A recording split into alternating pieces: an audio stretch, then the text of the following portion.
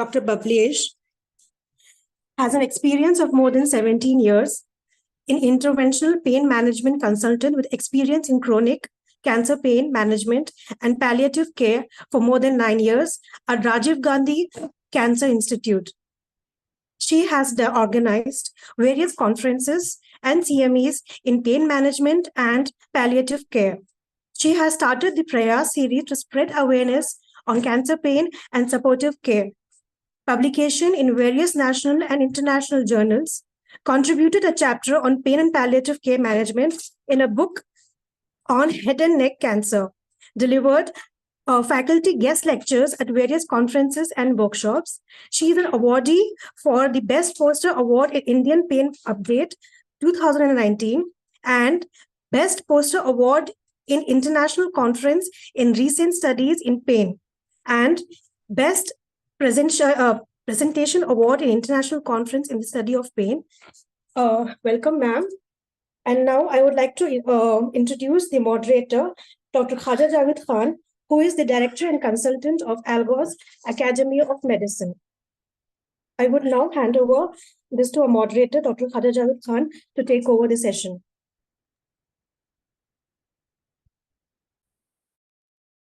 Thank you very much for the wonderful introduction, Talat Fareen. So today we will be doing our continuing our Algos Academy webinar series on the topic of caring for the whole patient, palliative care essentials. And it's our pleasure to have Dr. Bablesh Mahawar, who has volunteered to be the faculty for today's session. Ma'am has a vast experience in the field of pain and palliative medicine. And it's an honor to have you, madam. So I'll hand over the reins to Dr. Bablesh Mahawar. We'll have a presentation from Dr. Bablesh Mahawar. I introduce you, ma'am. I invite you, ma'am. Thank you so much, Javed. Shall I start sharing my screen?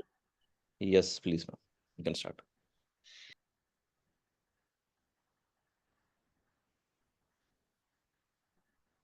Is this screen visible? Yes, ma'am. You can make it full screen. Yes, it's full screen visible. So, good morning, everyone. I hope I'll do justice to this topic on a very beautiful Sunday morning. And I'm really thankful to Javed for a nice introduction and Jasleen also. So the topic given to me is introduction and the need of palliative care. And this is not only the need, but it is really the need of an hour.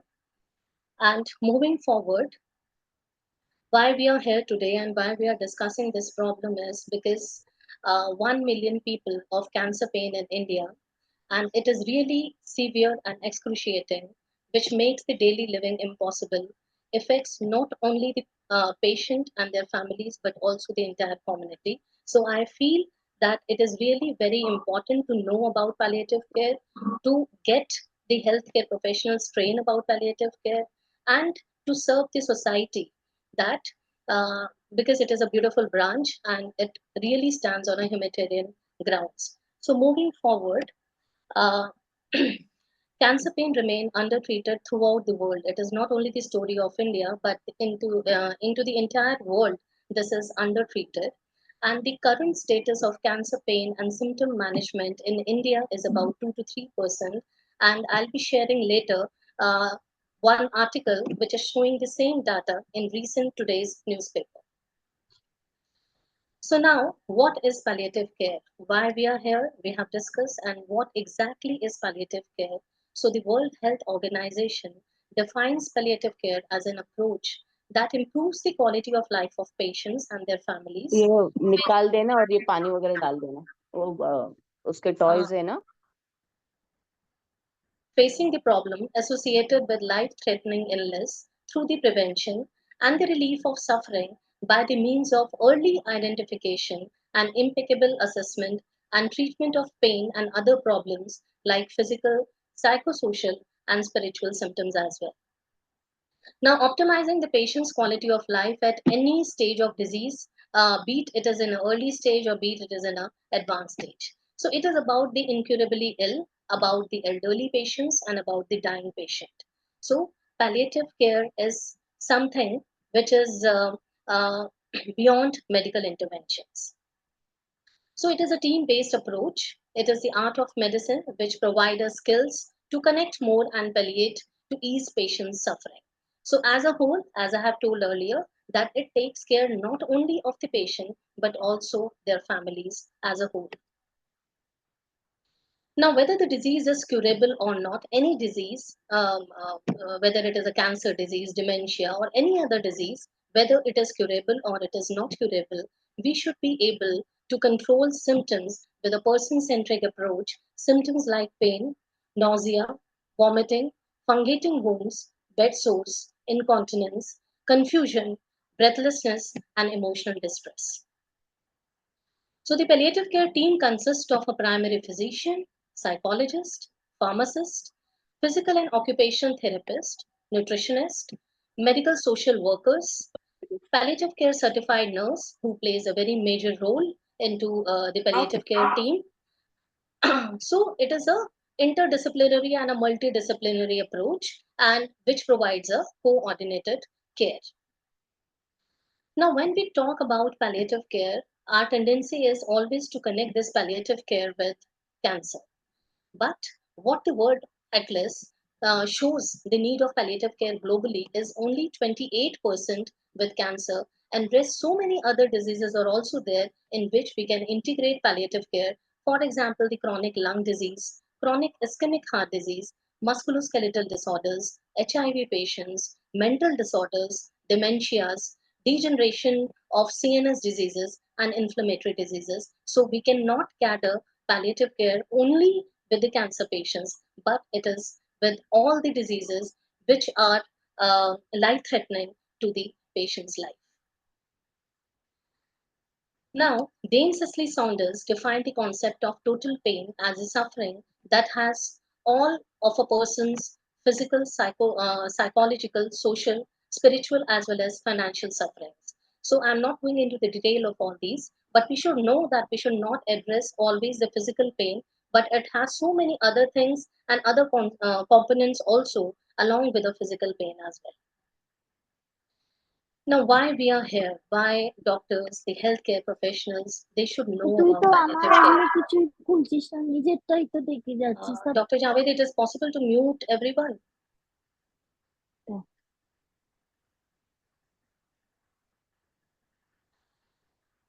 So now you must be thinking that why we should know about palliative care. We know our anesthesia, we know this surgery, oncology, and so many other branches, but why especially palliative care? So certain points are like it improves the patient and a doctor communication. So sometimes we feel very challenging when we have to share something bad with the patient and their families. So posing it as a challenge, palliative care teaches you so many things about the communication, that how to beautifully deliver it to the patient and to their family and break the bad news, convey the difficult information with sensitivity and much more clarity. None of the other branches, they tell you about the communication skills, and we are have despite of so many subjects in MBBS we read, but no one teaches about communication. So this is the first and the foremost C in the palliative care, in the palliative care. So enhance the quality of life for patients. So we get expertise in symptom management with a holistic approach as a total whole care approach, offering a more comprehensive care plan that respects the patient's personal values and preferences. And as I've told you, that it does not support only the patient, but also the caregivers and their families. Much more coordination of care with giving the respect to the patient's wishes and improving their quality of life. Respect autonomy because and to help the patient in making decisions about the end of life care and about talk about advanced directives as well.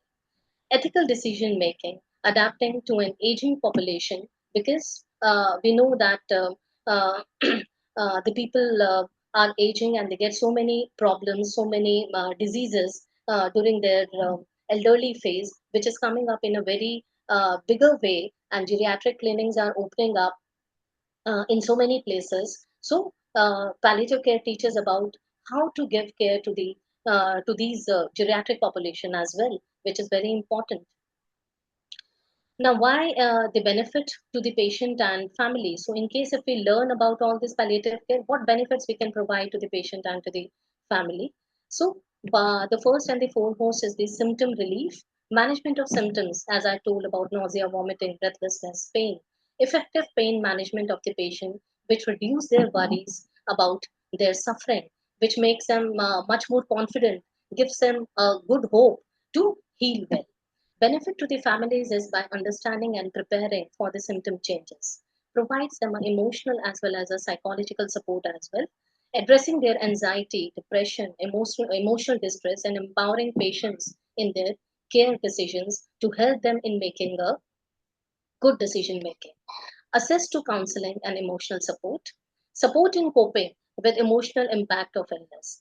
And it always addresses the holistic and the personalized care, tailored care plans based on individual needs and preferences. As I told you that it always addresses according to the person-centric and a patient-centric approach, addressing their spiritual as well as existential concerns, understanding their wishes and values. To the families, we educate about the patient's condition and care options, give them the realistic hopes and guidance in making informed decisions that what they can do and what they cannot do.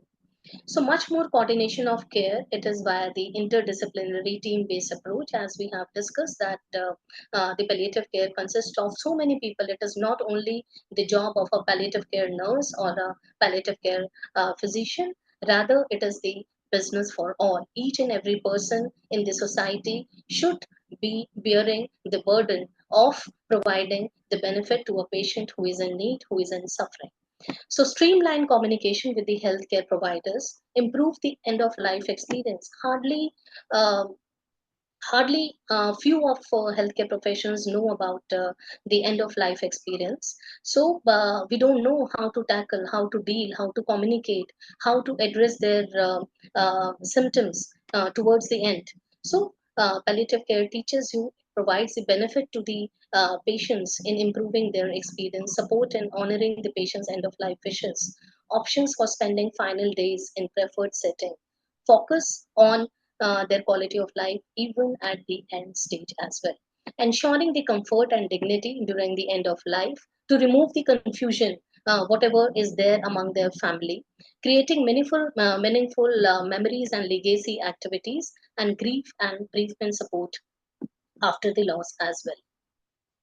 Now, how we can integrate palliative care into medical practices by certain small things, that early identification and referral. So, in case if we train more healthcare providers to recognize the signs and symptoms, that may indicate a need for palliative care. For example, like frequent hospital admissions, uncontrolled symptoms, advanced disease. You are seeing one patient coming into the casualty or in a OPD 3 times in a week, so that means that the patient really require a palliative care. So it's a collaborative approach, foster a culture of team work where palliative care specialists work closely with the primary care providers. It is not like that. It's a team-based approach among the oncologists, among the surgical oncologists, medical oncologists, radio therapists, and even to the palliative care team as well. Standardized protocols should be made. We have to establish the protocols for integrating palliative care into the standard care pathway for the patients with the serious illness, as it is the primary care which should be provided to the patients. So again, the training program which provide to the healthcare providers about the palliative care principles and the practices. They should learn about the communication and about the advanced care planning as well. We should make the policy and funding support. And here's a link given below which tells you about certain indicator tool with which you can learn about how to find out the need of palliative care. Now, certain objectives are there that we should always discuss the bold recommendations for changing the current cancer care that not only reduce the cost but also improve the patient care. We should always discuss why patients deserve an open and honest communication and medically appropriate goal setting. We should always discuss the importance of advocating for pain and symptom management in conjunction with other treatments as well, along with the chemotherapy, along with the radiotherapy, along with the surgery.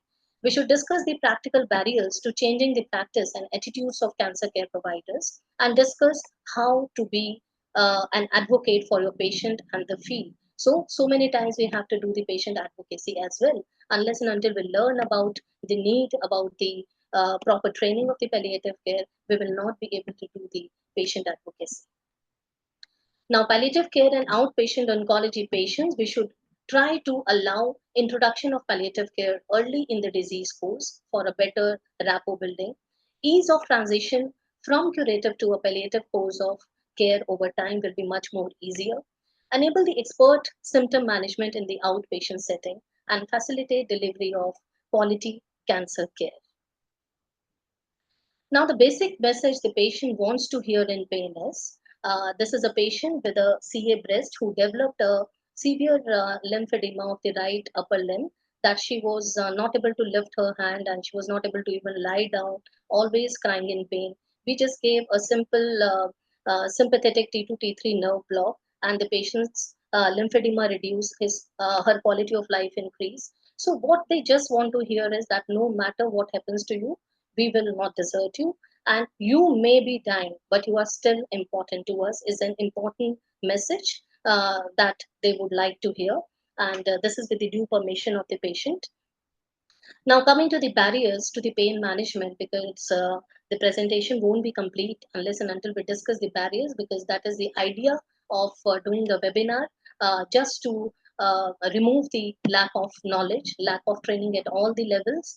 The healthcare professionals, opiophobia among the healthcare professionals about the addiction, dependence, tolerance, and side effects of opioids and NSAIDs can be ruled out in case if we do more and more education via the virtual or the physical tools. Then inadequate pain assessment is also one of the barrier in pain management.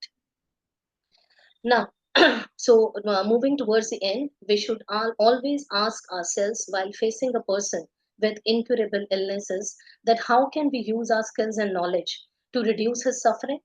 And the other thing is that how can we make sure that the society around him knows how to support him. So it is not only at the hospital, it is not only at the in the hospice, but palliative care is should be there among the community as well. So we should not only strengthen ourselves, we should also strengthen our society and community to deal with and to support such kind of patients who are in need. So coming to the take home message, that the cancer pain is multifaceted and it is often static. Accept pain as a normal consequence of cancer and minimize its impact on a patient's overall health and survival. Multimodal and multidisciplinary approach is very necessary. Individualized treatment according to the availability and the patient's need. And we should always go for the enhanced functional ability rather than goal for doing a pain-free hospital. We should always try to give them a realistic hopes. So now this is a newspaper, today's newspaper I was talking about, which says that only 2% of the population in India has an access to palliative care, and High Court panel to assess need for palliative care hospital in city, because only three states are there, that is Kerala, Karnataka, and Maharashtra, who has a palliative care policies. So High Court has instructed that Delhi should also come up with a proper dedicated palliative care hospital as well. So the sole meaning of life is to serve humanity. That is by Leo Tolstoy. So thank you for your patient hearing. Thank you so much. The very essence is of life is to serve humanity. Very well agreed with the last slide, ma'am. And thank you very much for a wonderful presentation and your expert insights into palliative care. So now just ask you to stop the screen. So there are a few questions which are there, and we would be asking Dr. Bablesh ma'am about the same. So I'll just start sharing my screen.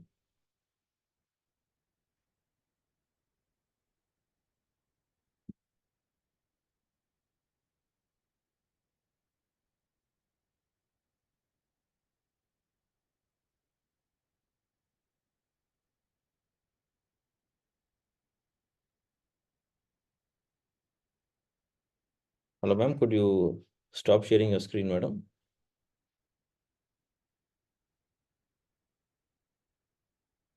Yes. Thank you very much. So there are a few questions as I had mentioned. So I'll just start asking madam the questions now.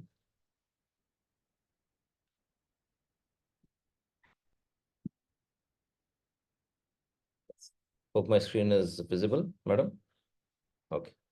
So the first question is, as it's on the screen, what is palliative care and how does it differ from other forms of medical care?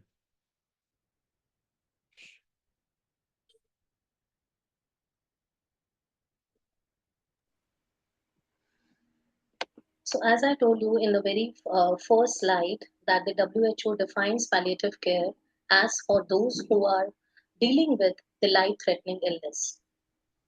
So, the palliative care does not focus only with the patient's symptoms, but also with their families. Now, the important and a very good question is that how does it differ from the other medical care? So, I must say that it differs in two things, that is the focus and the goal. The focus is that the rest of the other conventional medical practice is that it deals with the disease, but palliative care deals with the person as a whole person, and not only about the biology of the disease, but about in toto about the psychological, physical, financial, and the spiritual needs as well. So this is regarding the focus, and the goals are that palliative care believes in a comfort care basically. So with a much more coordinated care, it improves the quality of life of patient by treating their symptom simply with any other illness, any other disease. Suppose the patient is having a chronic asthma or a chronic COPD or a congestive heart failure, there is no dedicated treatment as such. We don't have a proper treatment for dementia also. But palliative care deals with this patient by treating their symptoms, educating them, and trying to help them to cope up in a much more better way. So I feel that it answers this question. Right. All right. Now, moving ahead to the next question now. Now, this I think is a very important question, especially for doctors and pain management specialists as well. Why is it crucial for doctors to receive education and training in palliative care, especially pain management physicians? Yes. So as I focused in the slide also, that it is important for palliative care is not the business of only the palliative care nurse and a palliative care physician. It is a business for all, and even the society as well, not only the healthcare professionals. So many volunteers are working in a just without any benefit. They are working for the society. So just but specifically for the doctors, it improves their communication skills. They will be much more they'll be much more competent, and they feel much more confidence in handling the complex cases as well.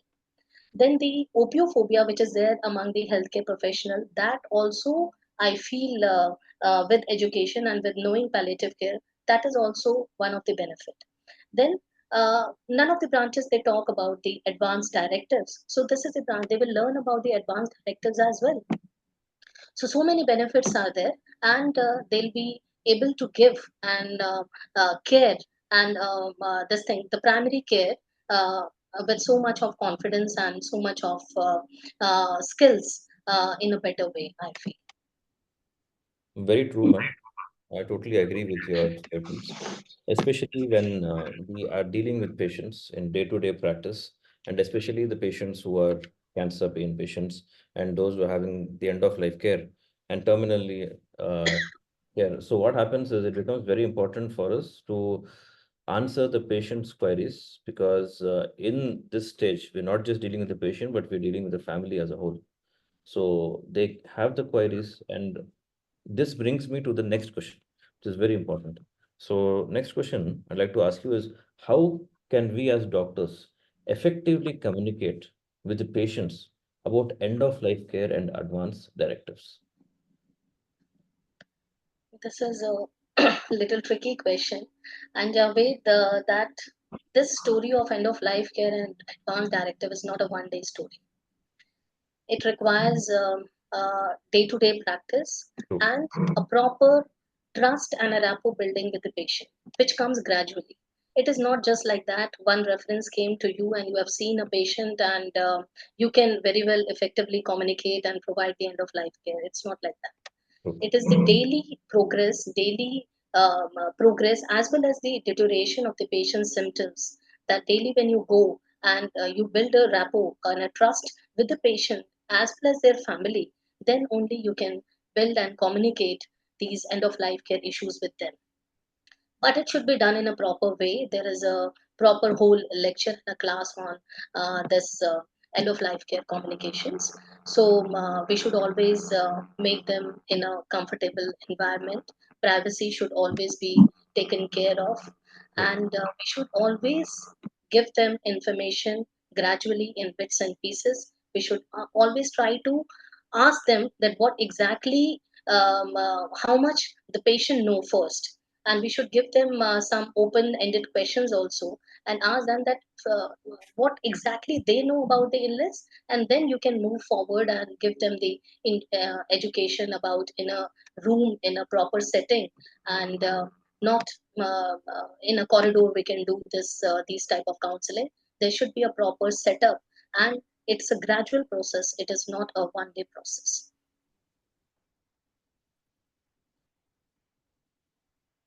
Very true. Moving ahead to the next question.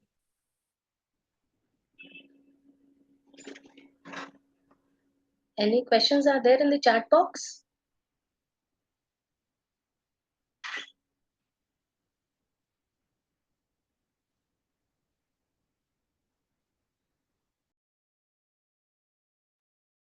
Yeah. So chat box, I think not yet. So move ahead with our questions. Okay, what ethical considerations should be kept in mind when providing palliative care? The first and the foremost thing is to respect the patient autonomy. What the patient exactly wishes and what their family goals of care are, we should know that, and accordingly we should process. It is not like that we should impose ourselves into their decision making. Rather, we should just try to find out by asking the open ended questions that what are their wishes, what exactly they want, and then we can move forward. The other thing is that should not do any harm to the patient. Then we should always be clear and giving in honest communication with the patient, and we should always give them a realistic hope. We should never give them a false hope. So keeping in mind about their patient and the family wishes, we should move forward in any decision making, and these are the very important ethical consideration I feel in palliative care.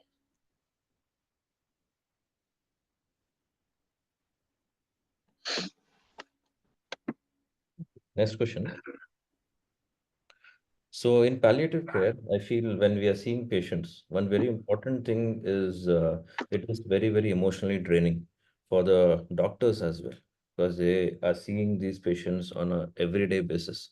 So, ma'am, how do you think we as doctors can manage the emotional well-being and avoid emotional burnouts while providing palliative care to patients with serious illnesses? Hmm. This is a very important question, and we should always occupy ourselves in self awareness activities as well. And we should always be talking about, we should be in connection with our friends, with our family members. Then, usually in the hospital setup also it is like that, we should try to engage ourselves in frequent debriefing sessions as well, so that we can discuss the things, and whatever the issues are there, we can deal then and there itself. So these are certain things. Then the meditation, yoga, and mindfulness activities are there, which can improve in burnout syndrome as well. And I would just like to ask, Madhumita madam is there?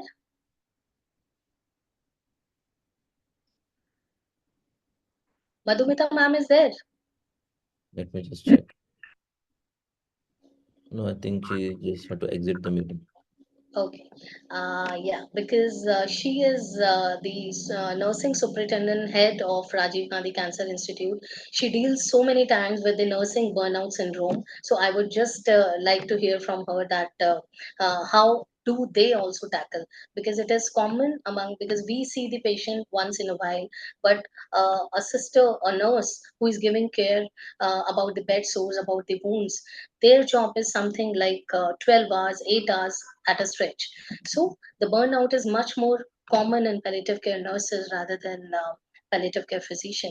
So it is very important to engage yourself in debriefing sessions, to work on yourself, on your hobbies, to work about their self-care awareness strategies, and to talk with your friends and family members all the time.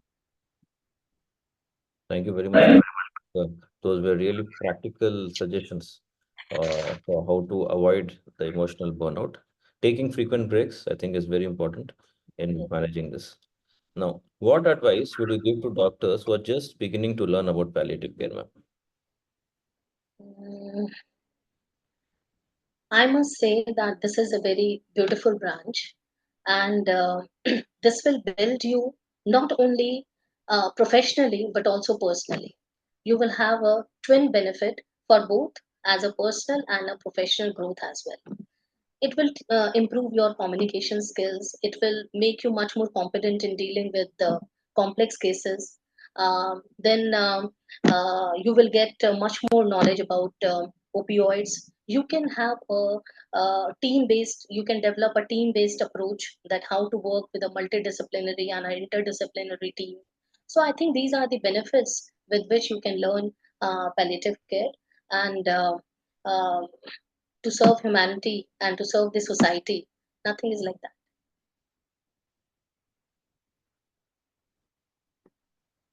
Okay.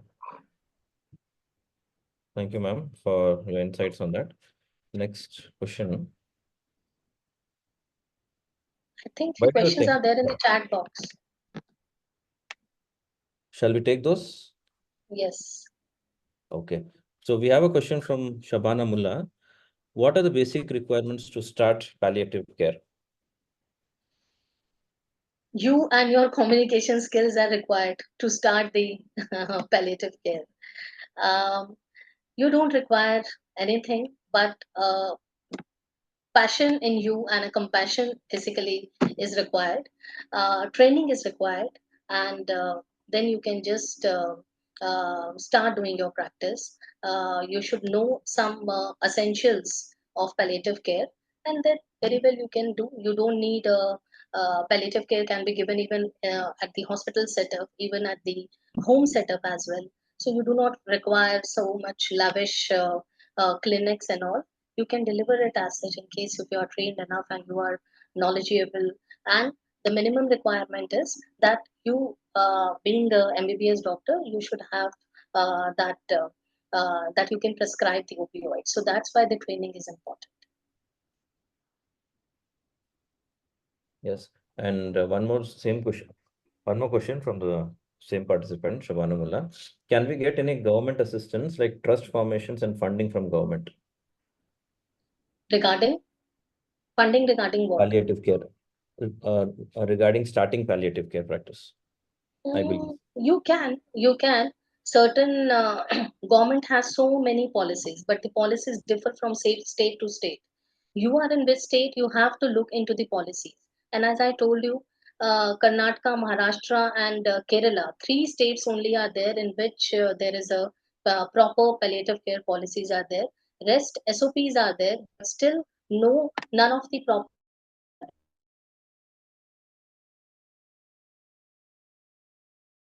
but how to get it from them, it depends from state to state. So I hope it answers her question. Yes. And where we get training from Shabana Mullah? Where we I get didn't training? get what, I think Javed? What question? they want to know where they can get training for palliative care. Palliative care training, you can get it anywhere. We are starting a program on 7th of July because online training and even hands-on workshop also you can do wherever in Bangalore, in Raipur. Then so many other courses are also there that we can share you the details later on. Shabana Mullah, I think you can just message your number in the chat box. So we'll just get back to you with regarding to this. Yeah. So as of now, these are the questions. Any more questions that you can put in the chat box? Till that time, I think we'll just get back to there were still a few pending questions, madam. Okay, so as the participant had inquired about the course as well, my question is also the same. So why do you think doctors, especially pain physicians, should consider joining our course? So I'll just want madam to introduce a bit about our course, which we are planning to start from 7th of July.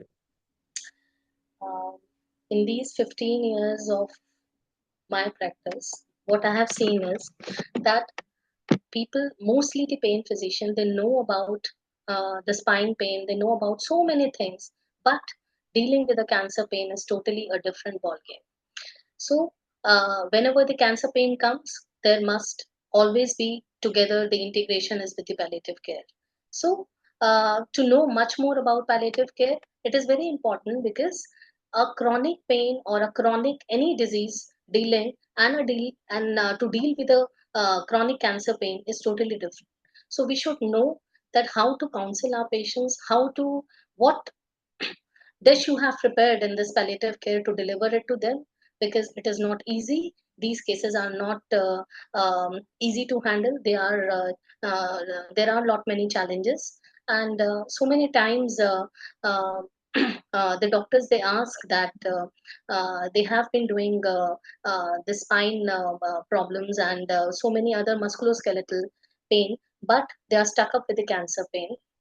So that is why we are coming up with this, because we know that dealing with cancer pain is totally different from what we deal with a chronic pain. And it is not only for the pain physicians, but for the other specialty as well.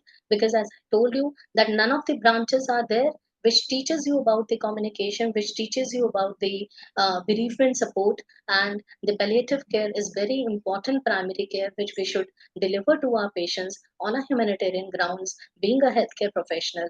And this course will give you a comprehensive knowledge of palliative care along with case based scenarios with a very renowned faculty of India. Very true, ma'am. I totally agree with you that palliative care is one very essential thing, which especially people who are planning to practice pain medicine should incorporate and have knowledge about in their practice. Because I think in today's day and age, most of the corporates, if you look, then in most of the corporate hospitals, the requirement is more of a palliative care physician than a pain physician. And what is best combination for them is the pain and palliative care physician. So having knowledge about palliative care is definitely a very, very important and vital necessity in today's day and age. So with that, I'm coming to the last question, which I want to ask, madam, is what can the candidates expect after joining our course, that is integrated course in palliative care? As I told you, a much more uh, competent personal as well as the professional growth. Then I must say that uh, you will learn about the interdisciplinary collaborative approach, how to deal with the other specialists as well, and to integrate with them your knowledge into their practice, and to provide and to work for the best benefit of the patients. And even you can have the much more enhanced knowledge and skills about the case based scenarios, like the patients, how to deal with the patients of head and neck cancer, how to deal with the patients of GI cancer, because they come so many times in a hypercoagulable state with a DVT, with a severe abdominal pain. So this will give you a complete knowledge, develop your skills to improve your personal as well as professional growth, and will help you to make a team based approach. And a very important point is it will give you an idea about how to raise fund also for your patients. So as I told you in the slides, that patient advocacy is also very important, but it is not only the advocacy. So many times we have to raise funds also about the patient, and we have to take the help from the volunteers as well. So the course will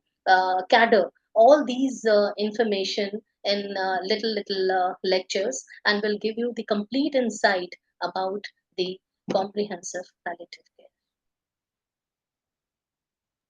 Thank you very much. Wonderful description. I think there is okay. Okay, so that is the last question. What was there? Now I want to invite the participants. If you have any doubts, kindly unmute yourselves and you can directly ask Dr. Bablesh, ma'am. Javed, the phone numbers are there in the chat box. Yes, yes. I'll just save those numbers.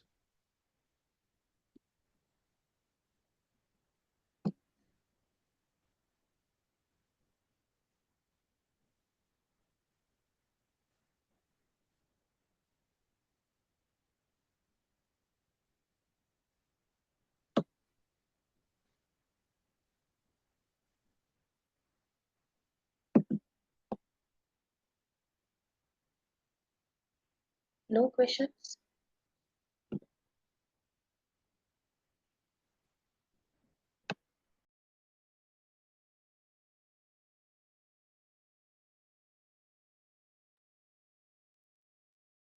So, is there any requisite as to who can prescribe opioid? Is there a basic degree or a requirement? I think that's what Dr. Satish Kumar is trying to ask for prescribing opioid, preferably morphine, I suppose he's wanting to ask. Any MBBS doctor can prescribe opioid. Yes. So you should have a MBBS degree to prescribe opioid. But it should be in a proper way. The prescription, that is also one of the lecture. So the prescription should come in a proper way, in a proper handwriting, with your seal, with your signature, in capital letters. So many things are there. So, and it is nowadays much more easier to prescribe opioids rather than before 2014, before the Narcotic Act. So, anyone with an MBBS degree can prescribe. No issues. So I think this question is commonly asked. Yes. Does anybody want to ask a question? Okay, so basically this question I think is repeatedly asked. Can anybody, what is the requirement to prescribe an opioid? See, as ma'am told, MBBS is sufficient to prescribe an opioid. But the reason what I see is not a lot of people are very confident of prescribing, especially morphine. One is because how to prescribe, the dosages, details and all that. One, they are confused. Other thing is the side effects. So opioid phobia is not just among patients, but even among few doctors also, because they don't know much about morphine, what all can happen. So that's the reason why, even though they have the right and responsibility to prescribe, not many prescribe. And as pain physicians, we get a lot of patients who get referred just for prescription of morphine or opioid. And I think ma'am would agree that we will be throwing light on all of these details and everything in our Yeah. integrated palliative course. One complete lecture is there on opioids. Yes. So any other questions are there? People are free to ask.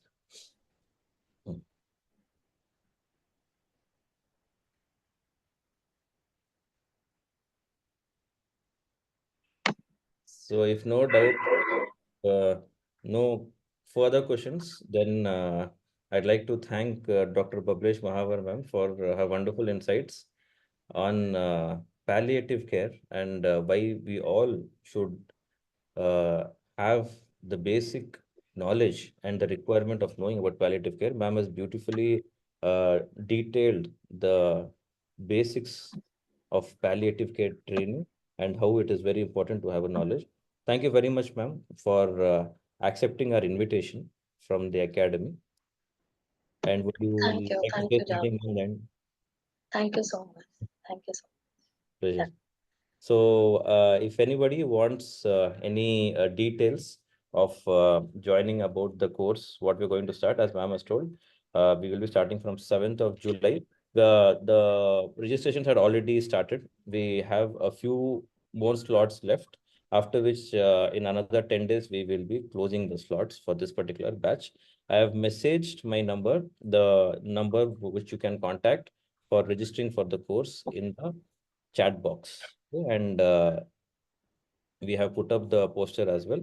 So there also there are few details. So now I would like to call over Talat Farheen for delivering the vote of thanks. Yes. Thank you so much, Dr. Bablesh, for your valuable and precious time and precious words. And thank you, Dr. Khaja Javed Khan. And with that, I would like to say that you can access to this recording and other educational videos by subscribing to our YouTube channel, Algos Academy of Medicine, and follow our Instagram page, Algos Academy, and the Facebook page. And thank you all the attendees for your time, and stay tuned for the page, Instagram, the Facebook pages for any update on our upcoming webinars. This will be held every month, so you can look forward to our pages. Thank you. Thank you all for taking out your time on a Sunday morning. And as Talat has told, we will be sharing this recording on the YouTube channels as well. Thank you very much. Thank you so much. Yeah. Bye bye. Have a good day. Bye. Good day.